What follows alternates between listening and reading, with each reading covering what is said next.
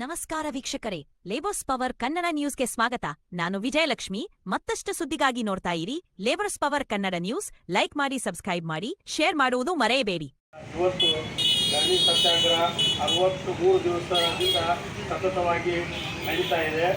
ಈ ತಾಳಿಕೋಟೆ ಹೋರಾಟ ಸಮಿತಿಯ ಉದ್ದೇಶ ಏನೆಂದರೆ, ತಾಳಿಕೋಟೆಯಿಂದ ಸುಮಾರು 5 ಕಿಲೋಮೀಟರ್ ದೂರದಲ್ಲಿ ಮೈಲೇಶ್ವರ ಗ್ರಾಮದ ನಿರ್ಜನವಾದ ಪ್ರದೇಶದಲ್ಲಿ ಈ ಪ್ರಜಾಸೌಧ ಕಟ್ಟಡವನ್ನು ಅಲ್ಲೇ ಗುರುತಿಸುವುದಕ್ಕೆ ವಿರುದ್ಧವಾಗಿ ನಾವು ಇಲ್ಲಿ ಧರಣಿ ಸತ್ಯಾಗ್ರಹವನ್ನು ಮಾಡುತ್ತಿದ್ದೇವೆ. ಉದ್ದೇಶ ಒಂದೇ, ಅಲ್ಲೇ ಪ್ರಜಾಸೌಧ ನಿರ್ಮಾಣ ಮಾಡಿದರೆ ರೈತರಿಗೆ ಮತ್ತು ವೃದ್ಧರಿಗೆ, ಅಂಗವಿಕಲರಿಗೆ ಮತ್ತು ಮಹಿಳೆಯರಿಗೆ ಅನೇಕ ಜನರಿಗೆ ಕೂಡ ತೊಂದರೆ ಆಗ್ತದೆ.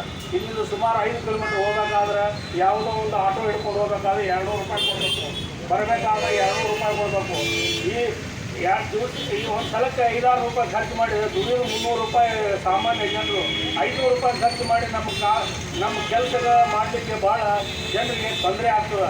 ಆದ್ದರಿಂದ ಇದನ್ನು ಜನಪ್ರತಿನಿಧಿಗಳು ಮತ್ತು ಅನೇಕ ಇದಕ್ಕೆ ಸಂಬಂಧಪಟ್ಟಂಥ ಅಧಿಕಾರಿಗಳು ಇದಕ್ಕೆ ಯೋಚನೆ ಮಾಡಬೇಕಾಗಿತ್ತು.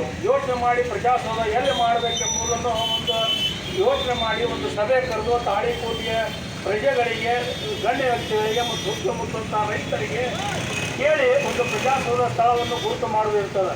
ಏಕಾಏಕಿ ಯಾರಿಗೂ ಕೇಳದೆ ತಮ್ಮ ಅಧಿಕಾರವನ್ನು ಬಳಸಿಕೊಂಡು ಅಲ್ಲಿ ಪ್ರಜಾಸೌಧ ಗುರುತಿಸೋದಕ್ಕೆ ಎಷ್ಟು ಸಮಂಜಸವಾಗಿದ್ದನ್ನು ನಾವು ಜನರು ತಿಳ್ಕೋಬೇಕು. ಅಲ್ಲಿ ಯಾಕೆ ಮಾಡಿದ್ದಾರೆ?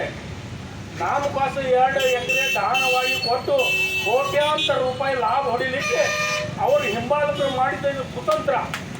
ಇದನ್ನು ತಾಳಿಕೋಟೆ ಜನರು ಮತ್ತು ಸುತ್ತಮುತ್ತಲಿನ ಹಳ್ಳಿ ಜನ ತಿಳ್ಕೊಳ್ಬೇಕು. ಅಲ್ಲಿ ಯಾಕೆ ಮಾಡಿದ್ರಪ್ಪ?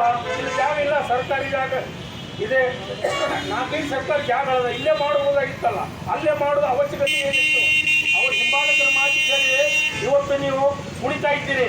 ಆ ಹಿಂಬಾಲಕರೇ ನಿಮ್ಮ ಮಾನ ಮರ್ಯಾದೆ ಎಲ್ಲ ಹರಾಜು ಮಾಡ್ತಾ ಇದ್ದಾರೆ. ನೀವು ಶಾಸಕ ತಿಳ್ಕೋಬೇಕು. ಆ ಹಿಂಬಾಲಕರು ಏನದಾರ ಅನ್ನೋದು ಸ್ವಲ್ಪ ತಿಳ್ಕೊಂಡು ನೀವು ಆಡಳಿತ ಮಾಡಿರಿ. ನಾವು ನಿಮ್ಗೆ ಓಟ್ ಹಾಕಿ 30 ವರ್ಷದಿಂದ ನಿಮ್ಗೆ ಓಟ್ ಹಾಕತ್ತೀವಿ. ನೀವು ಏನು ತಾಳಿಕೋಟಿಗೆ ಏನು ಕೊಡುಗೆ ಕೊಟ್ಟಿರಿ ಹೇಳ್ರಿ. ಒಂದು ಪೈಸಾದ ಕೆಲಸ ಮಾಡಿಲ್ಲ. ಮತ್ತು ಜನರಲ್ಲಿ ಕೂತು ಮಾತಾಡೋದು ಸೌಜನ್ಯ ಕೂಡ ನಿಮಗಿಲ್ಲ. ಅಂದರೆ ನಿಮ್ಗೆ ಈ ಶಾಸಕರು ಯಾರು ಬೇಕು? ನಮ್ಗೆ ಇಂಥ ಶಾಸಕ ಬೇಡ. ಮುಂದೆ ನಿಮ್ಗೆ ನಿಮ್ಗೆ ಆಟ ತರುವುದೋ ಇರಲಿ, ನಿಮ್ಗೆ ಯಾರೂ ಮಾತಾಡ್ತಿಲ್ಲ. ನಿಮ್ಮ ಎಲ್ಲ ಮಾನ ಮರ್ಯಾದೆ ಕಳ್ಕೊಂಡು ಹೋಗ್ಬಿಡ್ತೀರಿ ನೀವು. ದಯವಿಟ್ಟು ಮುಂದೆ ಆಗುವಂಥ ಅನಾಹುತ ತಪ್ಪಿಸ್ಬೇಕಾದ್ರೆ ನೀವು ತಕ್ಷಣವೇ ತಾಳಿಕೋಟೆಯಲ್ಲಿ ಬಂದು ಇದು ಸತ್ಯಾಗ್ರಹ ಅಂತ ಕೂಡಿದಂಥ ಜನರನ್ನು ಸಭೆ ಮಾಡಿ ಅವ್ರಿಗೆ ಏನು ಕಷ್ಟ ಸುಖವನ್ನು ತಿಳ್ಕೊಂಡು ಅಲ್ಲಿ ಮಾಡಿದಂಥ ಸ್ಥಳವನ್ನು ರದ್ದುಪಡಿಸಿ ಇಲ್ಲೇ ಐಬಿಯಲ್ಲಿ ಮಾಡಿದರೆ ನಿಮಗೆ ಜನ ಹೊಗಳ್ತಾರೆ ಮತ್ತು ನಿಮ್ಮ ಕೀರ್ತಿ ದೊಡ್ಡದಾಗುತ್ತದೆ. ಅದನ್ನು ನೀವು ತಿಳ್ಕೊಳ್ಬೇಕು. ಯಾಕೆ ತಿಳ್ಕೊತಾ ಇಲ್ಲ ಅದು ನಮ್ಗೆ ಅರ್ಥ ಆಗ್ತಾ ಇಲ್ಲ. ಈಗ 63 ದಿವಸದಿಂದಲೇ ಕುಂತೀವಿ ತಾಳಿಕೋಟೆಯಲ್ಲಿ, ಇಲ್ಲಿ ಕಚೇರಿ ವಿಚಾರಗಳಿದೆ, ಯಾರೂ ನಮ್ಮನ್ನು ಸ್ಪಂದನೆ ಮಾಡ್ತಿಲ್ಲ. ಅದರ ಉದ್ದೇಶ ಏನು? ಶಾಸಕರು ಹಿಂಬಾಲದ ಅನುಕೂಲ ಮಾಡ್ತಾ ಇದ್ದಾರೆ. ಜನರಿಗೆ ಈಗಾಗಲೇ 43 ಹಳ್ಳಿ ಜನರಿಗೂ ಗೊತ್ತಾಗಿದೆ ನಿಮ್ದು ಏನು ವ್ಯವಹಾರ ಐತೆ ಅನ್ನೋದು. ಶಾಸಕರು ತಿಳ್ಕೊಬೇಕು ನೀವು. ಈಗ ನಮ್ಮ ಮೇಲೆ ಕುಂತಂಥ ಧರಣಿ 32 ಜನ ಮೇಲೆ ಕೇಸ್ ಹಾಕಿದ್ದೀರಿ ನೀವು. ಯಾವಗೋಸ್ಕರ ನಮ್ಮ ಕೇಸ್ ಹಾಕಿದ್ದೀರಿ? ಇದನ್ನು ನಾಳೆ ಉತ್ತರ ಕೊಡ್ಬೇಕು ಜನರಿಗೆ, ತಾಳಿಕೋಟೆ ಜನರಿಗೆ ಮತ್ತು ಸುತ್ತಮುತ್ತ ಜನರಿಗೆ ಉತ್ತರ ಕೊಡಬೇಕು. ಯಾವಗೋಸ್ಕರ ನಾವು ಕೇಸ್ ಹಾಕಿದ್ದೀರಿ ನಮ್ಗೆ ಉತ್ತರ ಕೊಡಬೇಕು. ಇಲ್ಲಾಂದ್ರೆ ನಾವು ನಿಮ್ಮ ಪೊಲೀಸ್ ಅಧಿಕಾರ ಮೇಲೆ ನಾವು ಕೇಸ್ ಹಾಕ್ತೀವಿ. ನಾವು ಏನು ಮಾಡಿದ್ವಿ ಅಂತ ನಮಗೆ ಕೇಸ್ ಹಾಕಿದ್ದೀರಿ. ನಾವೇನ ಹೊಡೆದಾಟಿವ, ಲೂಟಿ ಮಾಡಿವ, ಯಾರು ಬೈದಿವ? ನಾವು ಶಾಂತ ರೀತಿಯಿಂದ ಸತ್ಯಾಗ್ರಹ ಮಾಡಿದ್ರೆ ನಮ್ಮ ಮೇಲೆ ನೀವು ಕೇಸ್ ಹಾಕ್ತೀರಿ. ಇದು ಎಂಥ ಪ್ರಜಾಪ್ರಭುತ್ವ? ತಿಳ್ಕೋಬೇಕು. ಆದ್ದರಿಂದ ದಯವಿಟ್ಟು ಶಾಸಕರು ಇಲ್ಲಿ ವೇದಿಕೆಗೆ ಬಂದು ನಮ್ಮ ಸ್ಪಂದನೆಯನ್ನು ಬಗೆಹರಿಸಿ ಇಲ್ಲೇ ತಾಳಿಕೋಟೆಯಲ್ಲಿ ಒಂದು ಪ್ರಜಾಸೌಧ ನಿರ್ಮಾಣವಾಗುತ್ತೆ ಅಂತ ಹೇಳಿ ನಾನು 2 ಮಾತುಗಳನ್ನು ಮುಗಿಸ್ತೇನೆ. ತಾಳಿಕೋಟೆ ತಾಲೂಕು ಹೋರಾಟ ಸಮಿತಿ ವತಿಯಿಂದ ಹಮ್ಮಿಕೊಂಡಿರುವಂತಹ ಅನಿರ್ದಿಷ್ಟ ಧರಣಿ ಸತ್ಯಾಗ್ರಹದ ವೇದಿಕೆ ಮೇಲೆ ಆಧೀನರಾಗಿರುವಂಥ ಹಿರಿಯರಾದ ಮುಖಂಡರಾದ ಮುತ್ತಪ್ಪಣ್ಣ ಕಮಲಾಪುರ ಅವರೇ, ಸುರೇಶ್ ಸಜೇರಿ ಅವರೇ, ಹಾಗೂ ಇಲ್ಲಿ ಪಾಲ್ಗೊಂಡಿರುವಂಥ ಯಾವತ್ತೂ ಹೋರಾಟ ಸಮಿತಿಯ ಸರ್ವ ಸದಸ್ಯರೇ, ಹಾಗೂ ಇವತ್ತಿನ ಈ ಧರಣಿ ಸತ್ಯಾಗ್ರಹದಲ್ಲಿ ಪಾಲ್ಗೊಂಡಿರುವಂಥ ತಾಳಿಕೋಟೆಯ ಹಾಗೂ ಸುತ್ತಮುತ್ತಲಿನ ನಾಗರಿಕ ಬಂಧುಗಳಿಗೆ ನನ್ನ ಅನಂತ ಶರಣಾರ್ಥಿಗಳು. ಈಗಾಗಲೇ ಹೋರಾಟದ ಸ್ವರೂಪವನ್ನು, ಹೋರಾಟದ ಉದ್ದೇಶವನ್ನು ನಮ್ಮ ಮಹೇಶ್ ಹೇಳಿದ್ದಾರೆ. ಮಹೇಶ್ ಅವರು ದಿನನಿತ್ಯನೂ ಎಲ್ಲಿ ಹೋಗದೆ ಇಲ್ಲೇ ಈ ಧರಣಿ ಸತ್ಯಾಗ್ರಹದಲ್ಲಿ ಪಾಲ್ಗೊಂಡು ಅನೇಕ ಜನ ಮಹೇಶರ ಆದಿಯಾಗಿ ಎಲ್ಲರೂ ಬೆಳಗ್ಗೆಯಿಂದ 10 ಗಂಟೆಯಿಂದ ಸಂಜೆ 5 ಗಂಟೆವರೆಗೂ ಈ ಧರಣಿ ಸತ್ಯಾಗ್ರಹದಲ್ಲಿ ತಮ್ಮ ಮನೆಯ ಕೆಲಸಗಳನ್ನು ಬದಿಗಿಟ್ಟು, ತಮ್ಮ ಬಂಧು ಬಳಗದ ಎಲ್ಲ ಕಾರ್ಯಕ್ರಮಗಳನ್ನು ಬದಿಗಿಟ್ಟು ಈ ಒಂದು ಧರಣಿ ಸತ್ಯಾಗ್ರಹದಲ್ಲಿ ಪಾಲ್ಗೊಂಡು ಅವರು ಇದಕ್ಕೆ ಒಂದು ವಿಶೇಷ ಪ್ರಯತ್ನ ಕೊಟ್ಟಿದ್ದಾರೆ. ಮೊಟ್ಟ ಮೊದಲನೇದಾಗಿ ನಾನು ಈ ಧರಣಿ ಸತ್ಯಾಗ್ರಹದಲ್ಲಿ ಪಾಲ್ಗೊಂಡಿರುವಂಥ ಎಲ್ಲ ಹಿರಿಯರಿಗೆ ಇಲ್ಲಿ ತಮ್ಮ ಕೆಲಸ ಕಾರ್ಯಗಳನ್ನು ಬಿಟ್ಟು ಈ ಧರಣಿ ಸತ್ಯಾಗ್ರಹದಲ್ಲಿ ಬೆಳಗ್ಗೆ 10ರಿಂದ ಸಂಜೆ 5ರೊಳಗೆ ಕುಳಿತುಕೊಂಡಂಥ ಎಲ್ಲ ಮಹನೀಯರಿಗೂ ಕೂಡ ನಾನು ಅನಂತ ಶರಣಾರ್ಥಿಗಳನ್ನು ಸಲ್ಲಿಸುತ್ತೇನೆ. ಜನತೆಗೆ ಒಂದು ಅನುಕೂಲವಾಗುವಂತೆ ಅವರಿಗೆ ನ್ಯಾಯ ಒದಗಿಸಿಕೊಡಬೇಕು ಅಂತ ಹೇಳಿ ತಾಳಿಕೋಟೆ ತಾಲೂಕು ಹೋರಾಟ ಸಮಿತಿ ಅನಿರ್ದಿಷ್ಟಾವಧಿ ಸತ್ಯಾಗ್ರಹವನ್ನು ಹಮ್ಮಿಕೊಂಡ್ರು ಕೂಡ 63 ದಿನಗಳಾದರೂ ಸಂಬಂಧಪಟ್ಟಂಥ ಶಾಸಕರಾಗಲಿ, ಜಿಲ್ಲಾಧಿಕಾರಿಗಳಾಗಲಿ, ಜಿಲ್ಲಾ ಉಸ್ತುವಾರಿ ಸಚಿವರಾಗಲಿ ಇದುವರೆಗೂ ಈ ಒಂದು ಹೋರಾಟಕ್ಕೆ ಸ್ಪಂದಿಸದೇ ಇರುವುದು ಇಡೀ ತಾಲೂಕಿನ ಜನತೆಗೆ ಒಂದು ಅನ್ಯಾಯವನ್ನು ಎಸಗ್ತಾ ಇದ್ದಾರೆ. ಕೇವಲ ತಮ್ಮ ಹಿಂಬಾಲಕರಿಗೋಸ್ಕರ ಈ ಒಂದು ಅವರ ಲಾಭಕ್ಕಾಗಿ, ಅವರ ಸ್ವಾರ್ಥಕ್ಕಾಗಿ ದೂರದಲ್ಲಿರ್ತಕ್ಕಂಥ ಪ್ರಜಾಸೌಧವನ್ನು ನಿರ್ಮಾಣ ಮಾಡಿ ತಾಳಿಕೋಟೆ ತಾಲೂಕಿನ ಜನತೆಗೆ ಒಂದು ಅನ್ಯಾಯ ಆಗ್ತಾ ಇರೋದು ಇದು ತಾಳಿಕೋಟೆ ತಾಲೂಕಿನ ಜನತೆಗೆ ಅತೀವನವನ್ನು ತಂದಿದೆ. ಯಾಕಂದರೆ ಇವತ್ತು ಈ ನಮ್ಮ ಭಾಗದ ಶಾಸಕರಿಗೆ ಸುಮಾರು ಸಲ ತಾಳಿಕೋಟೆ ತಾಲೂಕು ಹೋರಾಟ ಸಮಿತಿ ಶಾಸಕರಿಗೂ ಮತ್ತು ಜಿಲ್ಲಾ ಉಸ್ತುವಾರಿ ಸಚಿವರಿಗೂ, ಜಿಲ್ಲಾಧಿಕಾರಿಗಳಿಗೂ ಮೌಖಿಕ ಮತ್ತು ಲಿಖಿತ ರೂಪದಲ್ಲಿ ಮನವಿಯನ್ನು ಸಲ್ಲಿಸಿದರೂ ಕೂಡ ಇದುವರೆಗೂ ಈ ಒಂದು ಹೋರಾಟಕ್ಕೆ ಸ್ಪಂದಿಸದೇ ಇರುವುದು ಮೇಲ್ನೋಟಕ್ಕೆ ಈ ಒಂದು ಸ್ವಾರ್ಥತ ಏನು ಹಿಂಬಾಲಕರ ಒಂದು ಲಾಭಕ್ಕಾಗಿ, ಸ್ವಾರ್ಥಕ್ಕಾಗಿ ಏನು ದೂರದಲ್ಲಿರ್ತಕ್ಕಂಥ ಪ್ರಜಾಸೌಧವನ್ನು ನಿರ್ಮಾಣ ಮಾಡ್ತಾ ಇದ್ದಾರೆ, ಅದರಲ್ಲಿ ಭವಿಷ್ಯ ಇದೆ, ಸಂಬಂಧಪಟ್ಟಂಥ ಶಾಸಕರ ಪಾಲು ಇದೆ ಅಂತಕ್ಕಂಥ ಸಂಶಯವನ್ನು ಮೂಡ್ತಾ ಇದೆ. ಹಾಗಾಗಿ ಈ ತಾಳಿಕೋಟೆ ತಾಲೂಕಿನ ಜನ ತಮಗೆ ಅತಿ ಹೆಚ್ಚು ಅಂಕಗಳನ್ನು ಕೊಟ್ಟು ಗೆಲ್ಲಿಸಿದ್ದೀವಿ, ಇವತ್ತು ಐಷಾರಾಮಿ ತಾವು ಜೀವನ ಮಾಡ್ತಾ ಇದ್ದೀರಿ ಅಂತಂದರೆ, ಇವತ್ತು ಎ ಸಿ ಕಾರಲ್ಲಿ ಎ ಸಿ ರೂಮಲ್ಲಿ ಕೂತು ತಾವು ಜೀವನ ಮಾಡ್ತಾ ಇದ್ದೀರಿ ಅಂತಂದರೆ ಇವತ್ತೇ ಈ ಮತದಾರರ ಕಾರಣ. ಇವತ್ತು ನಿಮ್ಮನ್ನು ಗೆಲ್ಲಿಸಿರ್ತಕ್ಕಂಥ ಮತದಾರರು ಬಿಸಿಲಲ್ಲಿ ಕೂತು ಈ ಒಂದು ಹೋರಾಟವನ್ನು ಹಮ್ಮಿಕೊಂಡ್ರೆ, ನೀವು ಒಂದು ಎ ಸಿ ಕಾರಲ್ಲಿ ಎ ಸಿ ರೂಮಲ್ಲಿ ಕೂತು ಈ ಒಂದು ಹೋರಾಟದ ತಿರುವನ್ನು, ಈ ಹೋರಾಟದ ಹತ್ತಿಕ್ಕುವಂಥ ಕೆಲಸ ಮಾಡ್ತಾ ಇದ್ದೀರಿ. ಎಷ್ಟೇ ನೀವು ಹತ್ತಿಕ್ಕುವಂಥ ಕೆಲಸ ಮಾಡಿದರೂ ಕೂಡ 63 ದಿನಗಳ ಕಾಲ ಈ ಒಂದು ಹೋರಾಟವನ್ನು ಕೂಗ್ತಾ ಇಲ್ಲ. ಇನ್ನೂ ಹೆಚ್ಚಿನ ಹೋರಾಟವನ್ನು ಕೈಗೊಳ್ತಿದ್ದೇವೆ. ಇನ್ನೂ ಈ ಒಂದು ಹೋರಾಟ ಗಟ್ಟಿಯಾಗಿದೆ. ಎಲ್ಲಿವರೆಗೂ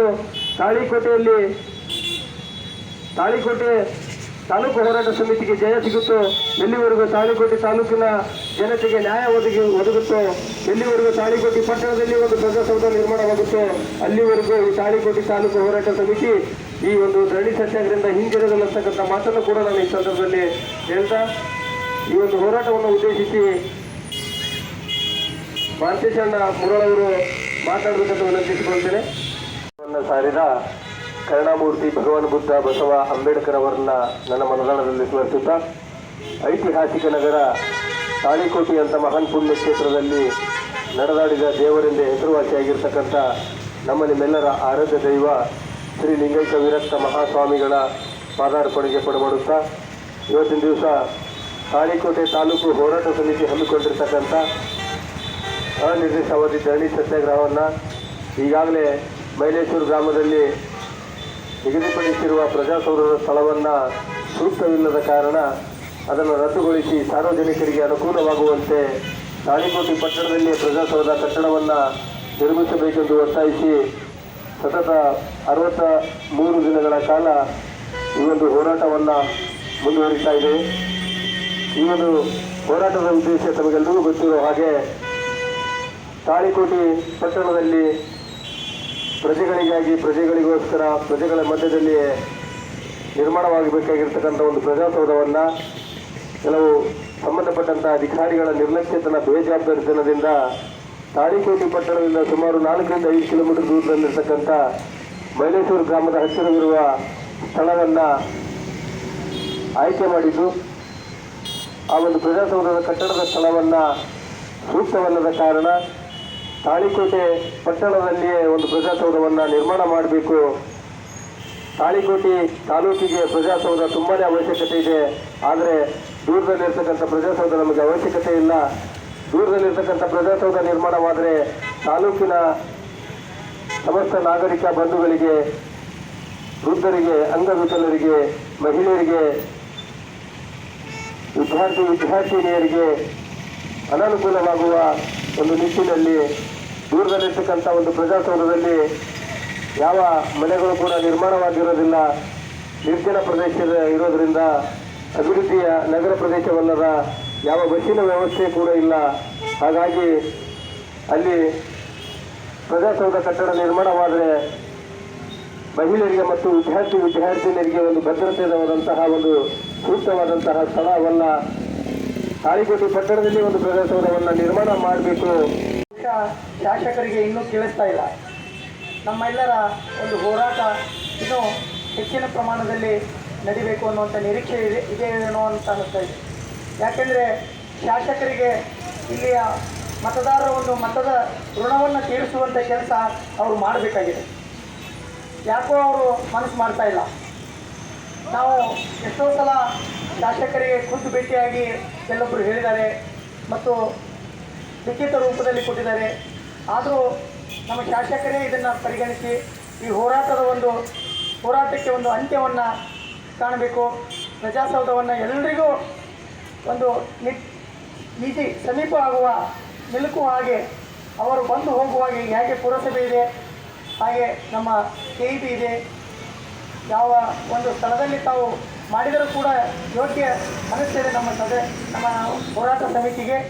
ಆ ರೀತಿ ತಾವು ಬಂದು ಈ ಹೋರಾಟಗಾರರಿಗೆ ಒಂದು ಬೆಂಬಲವನ್ನು ನೀಡಿ ಇದಕ್ಕೆ ಒಂದು ಅಂತ್ಯವನ್ನು ಆಡಬೇಕು ಅಂತ ನಾನು ಮತ್ತೊಮ್ಮೆ ಈ ಹೋರಾಟ ಸಮಿತಿ ವತಿಯಿಂದ, ನನ್ನ ವತಿಯಿಂದ ಕಳಕಳಿಯಿಂದ ನಾನು ಶಾಸಕರಿಗೆ ಕೇಳ್ಕೊಳ್ತೀನಿ.